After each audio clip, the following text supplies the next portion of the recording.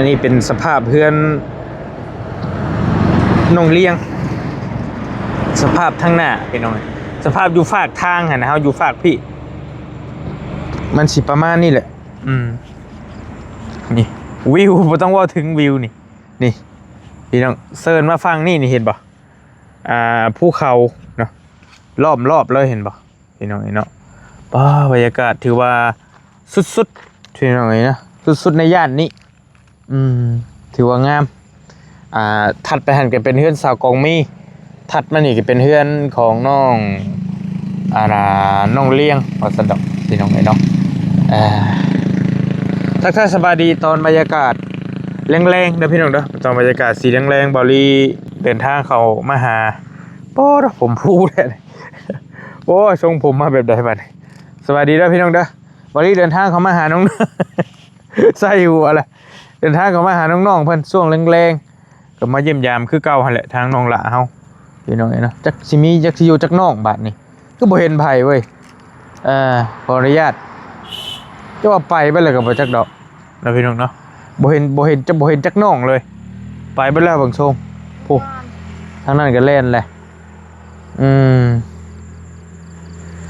ตัวสวัสดีล่ะโอ้มากับน้องไส้คือเก่าเพิ่นก็มาเป็นหมู่พี่น้องเนาะเอาข้าวสารมาให้น้องคนนึงแล้วก็มาหาน้องเพชรน้ำแน่แล้วก็เพิ่นมานำกันเลย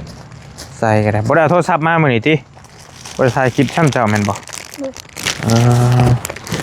ไปสิไปหาไผพ่อไผก็คุยน้ำพุ่นนั้นไปแล้วบ่อยู่แล้ว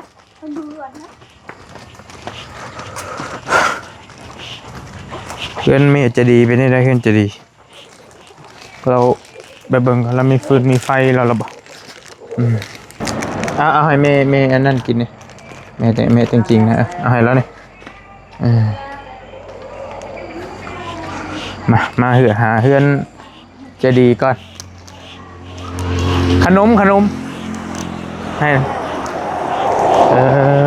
จ้ะนี่น้องไอ้เนาะพ่อสาวอีกแล้วบ่นั่งคุมอยู่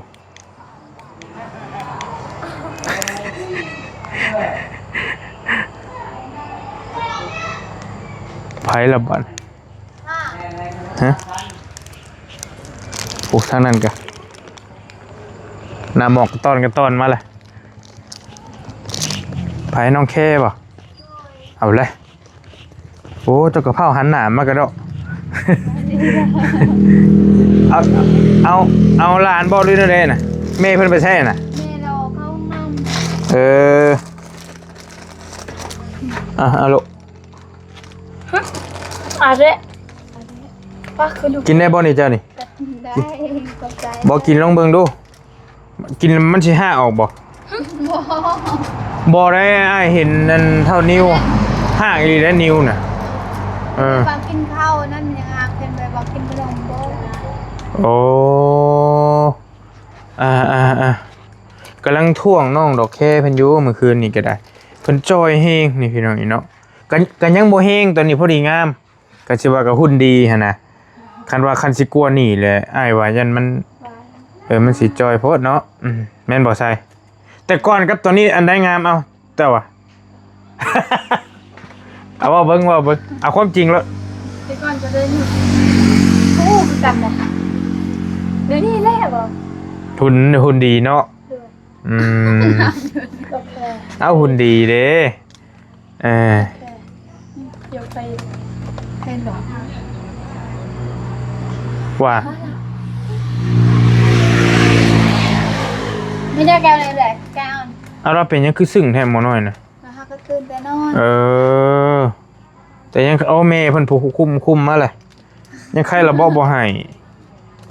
เราให้แต่ให้เราเบิ่งโทรศัพท์โอ้เกือบไพ่นี่เกือบจะดูโอ้จะดีสเปนยากเกินคือว่าใส่แล้วนี่เพิ่นเนาะจะดีนะมักใส่แบบนี้ถ้าจะดีนะอันนี้อะไรใส่บ่ได้งูจังบ่กัดบ่สิบ่แต่บ่เอาไปใส่บ่ได้เลยผิดเปลืองบ่ได้ผิดเปลืองบ่ผิดได้แล้วเอาไปเพื่อนได้เกือบแล้วฮะสบายดีเอ้ยมาแต่สิเลยมาแต่เข้าห้องน้ำบ่ ของห้องน้ำน้องโอเค งามเนาะแล้วบ่ เอาขนมอ่ะมีขนมแซ่บกินบ่เป็นหยังกินแล้วอะไร แม่นแล้วเนาะจะดีแล้วเป็นจะดีแล้วบ่มีห้องน้ำพี่น้องบ่เห็นมาแล้วคนอยู่พุ่น เห็นมาแล้วกินนี่ จะดี ดีจังวะไอ้ตา กินมึงด้วยน้องจะว่ากินได้กินมั้ยกินให้เบิ่งนี่กินได้กินให้เบิ่งนี่คันว่าได้อีหลีกะหน้าเปลี่ยนเลยเนาะแม่นบ่ใช่หน้าก็เปลี่ยนเลยเว้ยขออนุญาต แต่ก่อนไม่มี ตอนไหนงามเจ้าว่ะ แม่นงามหมด บ่ตะกี้กับตอนนี้นะ ตอนนี้แหละงาม ตอนนี้งามเอาเลยโอ้ยลดน้ำหนักซะบ่เฮาก็ได้ ตอนนี้แหละรอ โอ้ยอย่าว่าชัดโอ้ยเดี๋ยวชิดจ้อยนี่ เดี๋ยวไปยักจอยจ้อยแต่คนที่ยักจอยเนาะจ้อยเนาะ เผื่อมีคนย่องว่ารอวันยังหั่นนะเอาเบาก็ลองเบาโตเลย บ่รอนี่บ่ ย่องแล้วย่องเอาก็ลองแหละ สิเอายังให้ บ่เขาบ่ได้อยากได้ยังเขาอยากเห็นแต่คนโดนนี่ว่า ว้าโอ้ มีช่างตะบองมั้ยอุ้ย มาจะใช้เจ๊ เอาคือบอกคนนั้น ฮะ บ่อย่าเอิ้นคนนั้น เอาเจ๊จะดีว่าหยอกซื่อๆโอ้ยว่าหยอกบ่ได้บ่ฮะ แม่นเจอย่าเอิ้นคนนั้น เอาอนาคตสิเป็นเจ๊เด้เฮ้ย บ่อยาก บ่อยากเป็นเจ๊ เขาอยากเป็นเจ บ่อยากเป็นเจ๊บ่ อยากเป็นเขามีเงินเยอะเขาไป อื อยากไปอยาก มเอ้า เอาแล้วบ้ากินได้เด้อ กเอามาให้นะกินรสกินรสดูเขา หิวข้าวมาจะใช้หิวข้าวหิวน้ำแท้บ่โอ้ แต่ยังบ่อิ่ม บ่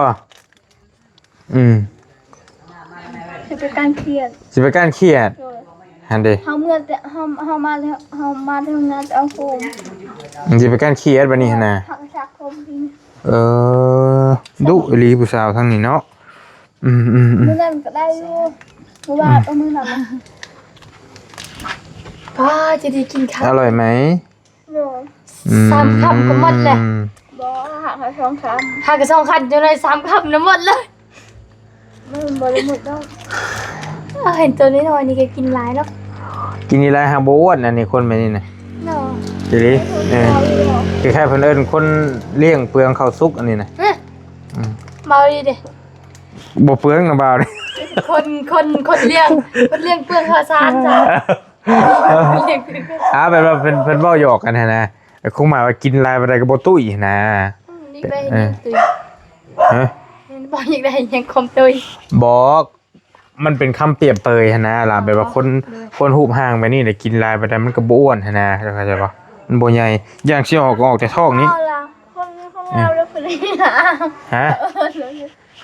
จะดีว่าน้ำเบาลีรอบ่แล้วเขาเห็นน้ำเบาดอกพี่รอรอคือกันเนาะเขาเห็นรอที่สุดในโลกแม่รอที่สุดใน3โลกนี่เลย บังจบเบิ่งเงินก่อน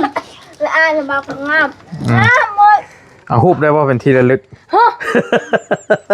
เบิ่งน้ำเบาเขาเบิ่งแน่ตัว ฮะ เขาเบิ่งแน่ โอ้ยบ่อยากให้เบิ่งจักอาย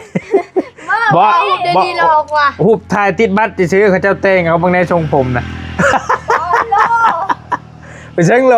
อันนี้โลกว่า โอ้ยมีความโลฮูบถ่ายติดบัตรซื้อ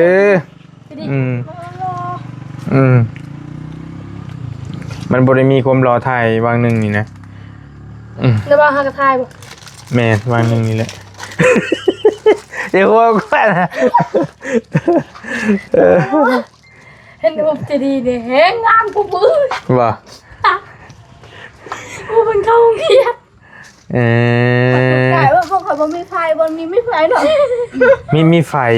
บอกในกล่องนั้นมันมีไฟหน้าแล้วเบิกดำๆแหล่ๆนึงเฮ้ยหน้าค่อยน่ะคือผู้ชายค่อยโหลดในหัวน่ะ พอเจ้าพวกกันเผยเบิ่งถูกตัวเอง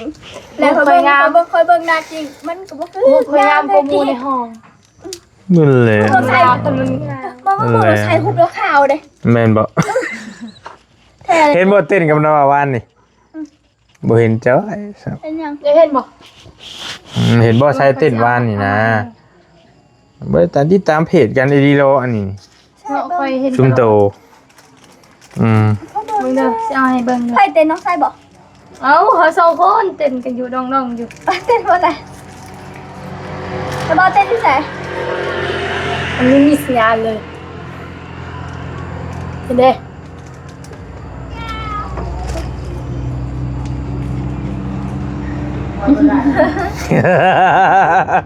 เดี๋ยวหัวก็นะ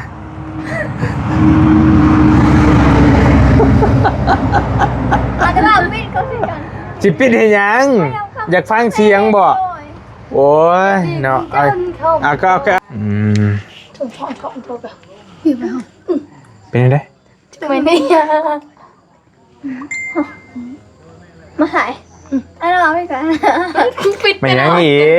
กมันติดลิขสิทธิ์บ่เอาบ่เป็นหยังเอาไปเดี๋ยวขึ้นมาเพื่อนน้องหลาเฮาต่อจักหน่อยพี่น้องอีเนาะเป็นได้เบิกก่อนบ่ได้ขึ้นมาหลายมื้อหลายเว้นแล้วเป็นได้เฮือนซานเจ้านี่ โอ้หัววะดิ โยอิหยังหัวไว้ว่าแท้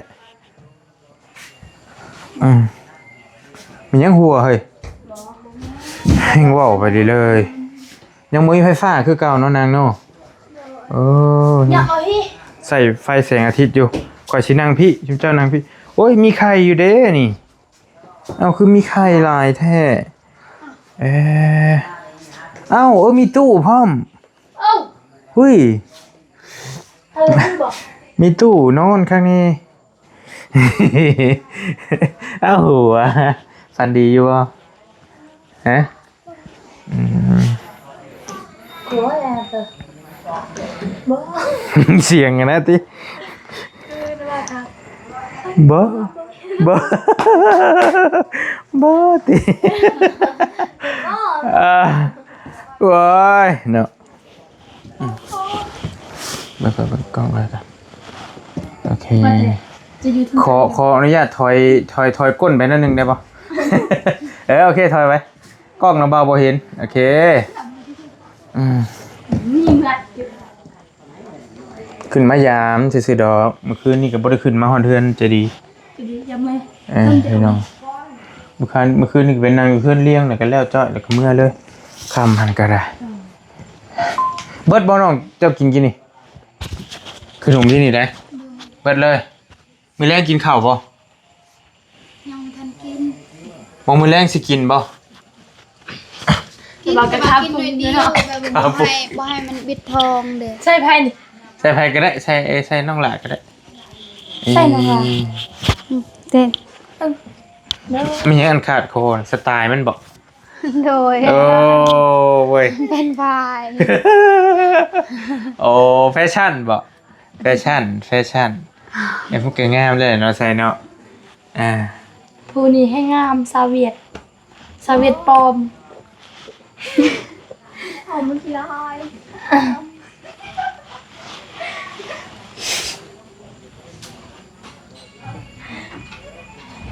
ป้าผมคืองามแท้เป็นนางไม้มือใจมือจะเป็นยังไง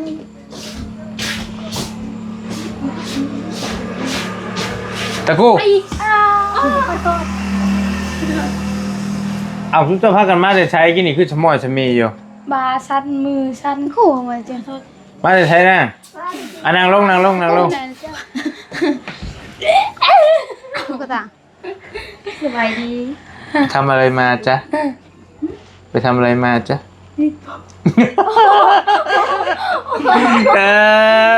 หมดประเทศเลยสองคนนี่มานี่ผู้ดี แล้ว ผู้ดีทำมือได้ พ่อมา โอ้งามเว้ยเฮ้ย จะเลือกจานดีไหมกระสุน จะรีดผมตีเฮ้ยจะบริรีดบ่นางคือบริรีดบ่เป็นรีด รีดบ่เป็ดนั่นเจง เฮ้ยนางเลี้ยงลิให้เจนแตงจิ๊ก เออเออต้องแต่งจริงพูดรีดบ่เป็นเนาะ เคยรีดเป็นอยู่ ต้องรีดให้ผู้นี้ไผนอนน้ำไผเฮ้ยคู่มือนี่เฮ้ยนอนไผนอนน้ำไผ ทำเลยน่าไป เลี้ยงนอนน้ำไผ ค่อย เอาฝนตกเขาไอ้ท้อง นอนน้ำห้องน้ำกันนี่บ่มันแม่เจ้านอนกับน้องเจ้าบ่2คนนี่บ่อืมยังเมาวันแล้วน้องยังเมา มาหาลูกแม่มาหาลูก อืม แม่กินพวก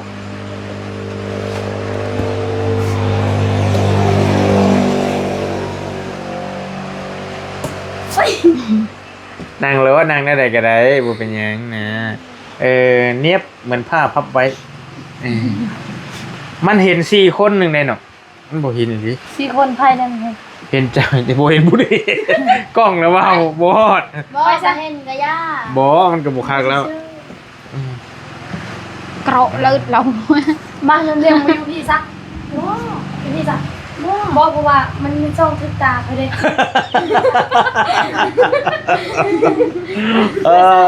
ใช่เดี๋ยวนี้ บ่เคยมายา งานเป็นคุณสา ค่อยบ่อยากยาแล้วบ่มี บ่ ไผ เคยมายาก็เบิ่งมาช่องตาเลยกันล่ะ บ่มีไผอยากเข้ากล้องก็ยาแล้วเนาะ บ่เข้ากล่องบ่เลยเบิ่งมาช่องตาค่ะ มันก็ช่องกัน บ่ช่องมันบ่แจ้งเฮ็ดได้ซะ ขอยังไง ชุมเจ้าสิมืดได้คันบ่ช่อง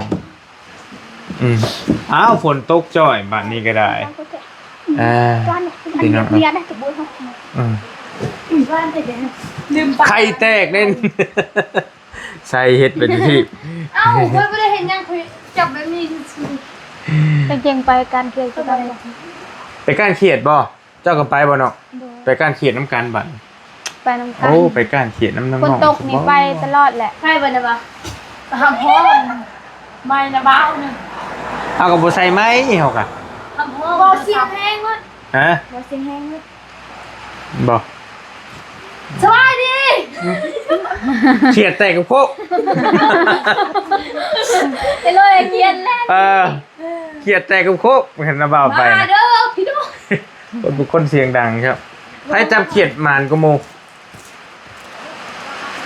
ทุกคนชีหาคอยเนี่ยละ3 คน คอยน่ะเจ้าน่ะเคยพูดว่าซีจะได้ ยังบ่ทันเคยกล้าน้ำกันเด้แม่นบ่ คอย ใช่ใช่บ่ ต้องไปลอง แม่ เบิ่ง ใส่เคยเห็นซีมือเด้3 คน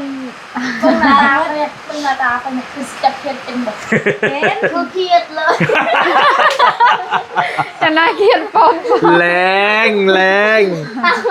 จะได้ให้กันดีแล้วจะได้ ต้องให้เนี่ยนะ เอาพิษใจเลยจะได้เอาแท้ ต้องขยอม เอาแท้เอา ต้องขยอมแก้มแล้วนี่ลองคิดหายเครียด เอาลองดูเอาหอมได้กันสิหอมกับหอมแม่ คุณมาชอบไปแล้ว หอมแม่หอมอย่าให้เล่นกันสิหอมเลยหอม บอกมาแล้วพ่อเลยบอกยังไงพ่อเลย เอ็งเจ็บไปกันเตอร์วันนี้ มันมีเขามาเที่ยวเรื่องอะไรนี่มันมีเราได้ยานแค่ต้องเดียวเป็น โอ้ย เดี๋ยวดูดีๆค่ะ มันมานะไม่รู้แล้วมันเดียว มันออกแบบแล้ว งานให้กันลิจะหน่อยฮะ ก็ไปย่างไปนั่งซะมันเอา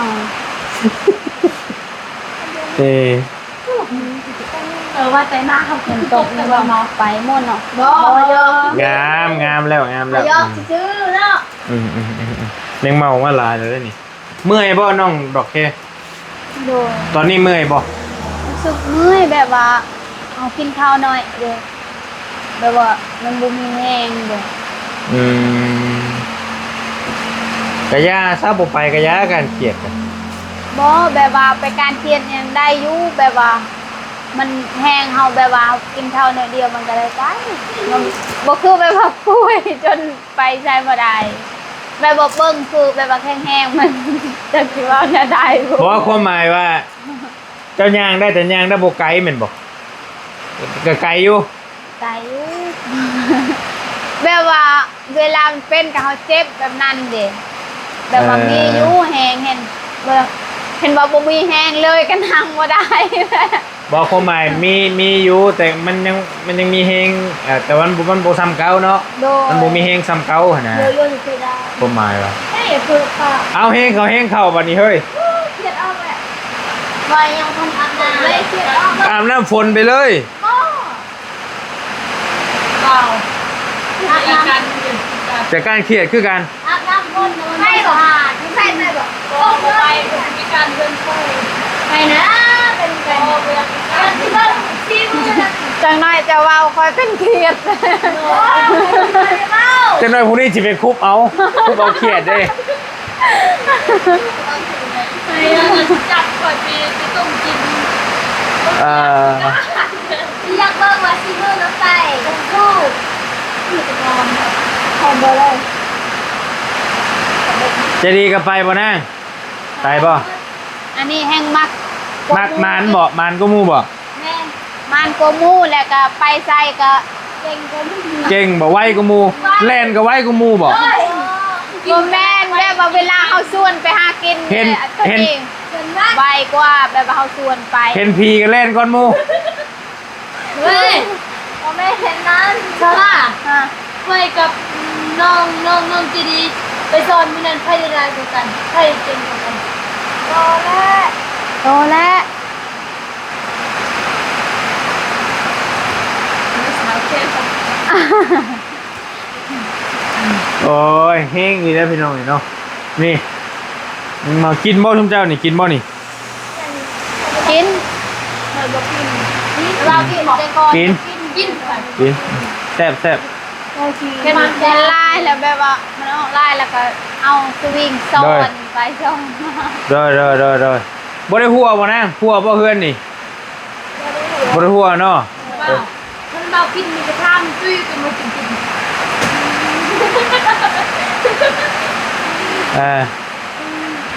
โอเคเนาะ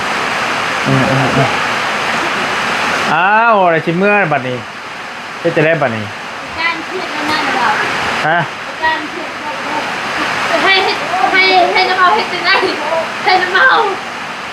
เอายังคุบนะเอามือเราบ่ อ้าวตั้งมือแล้ว มันมีไม่หลังคุบเลยแม่ มอง เก้าแม่ น้ำเมามือเขาไปกั้นน่ะค่อยแล้วก็เพี้ยนรู้สึกแก่แล้วก็เห็นที่ค่อยนะพะละ บ่แม่นมันมีไม่เพิ่นเอิ้นหยังอยู่พี่ โมเมนต์บริจาคแบบนั้น ไม่หลังเอาไม่ เอา คุบ มือ นะ จับ อันนี้เอามือเอาเลยบ่ เห็นตากล้องอ่ะใส่รถ มันบ่แล่นหนี้บ่ แน่นเขาจะต้องไปเล่นจ้าบอลเข้ามือสิมันสิเล่นได้จะได้ มืออาชีพ ย่องตามันก็บ่ปุ๊บ อ๋อมันเหลื่อมบ่มันเหลื่อมตา เรื่องการพบ เออ ใกล้มันเป็นพบขึ้นมาไหน